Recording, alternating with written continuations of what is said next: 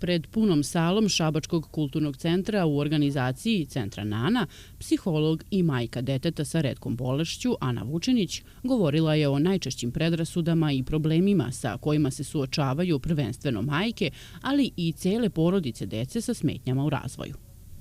Najčešći problemi su pre svega izolacija od društva gde se one osjećaju usamljeno, nepristupačnost različitim ustanovama, deca koja koriste pomagala mame ne mogu da uđu u te ustanove, onda poslovne prilike, mame sa decom te teškoćama u razvoju su prilično ograničene u smislu napredovanja, poslodavac neće da im da napredovanje jer oni misli mama koja ima puno obaveza oko deteta je zauzeta mama, ne može da se posveti poslu.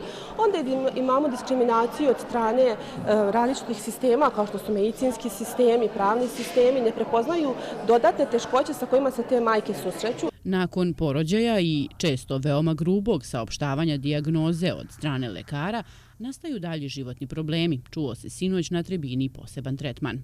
Nije retkost da majka bolesnog deteta ostane bez podrške supruga, porodice i prijatelja u svojoj teškoj životnoj borbi.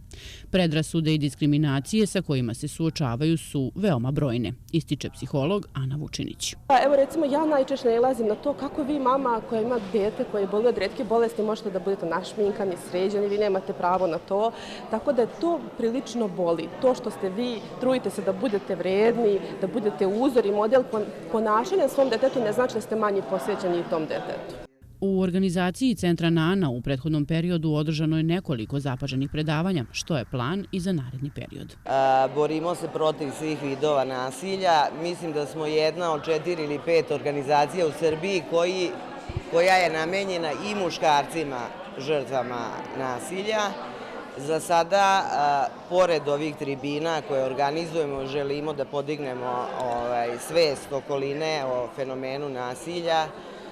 Imamo besplatne treninge samoodbrane za devojke i žene, besplatne grupe podrške za žene, žrtve nasilja i članove porodica i u planu su besplatne grupe podrške za onkološke pacijente. Emocionalni i fizički izazovi majki, koje su u isto vreme i medicinske sestre, fizioterapeuti, psiholozi, su brojni i teški. Razumevanje i podrška je najmanje što svaki pojedinac može da pruži porodicama dece sa smetnjama u razvoju. Zaključak je sinoćne tribine.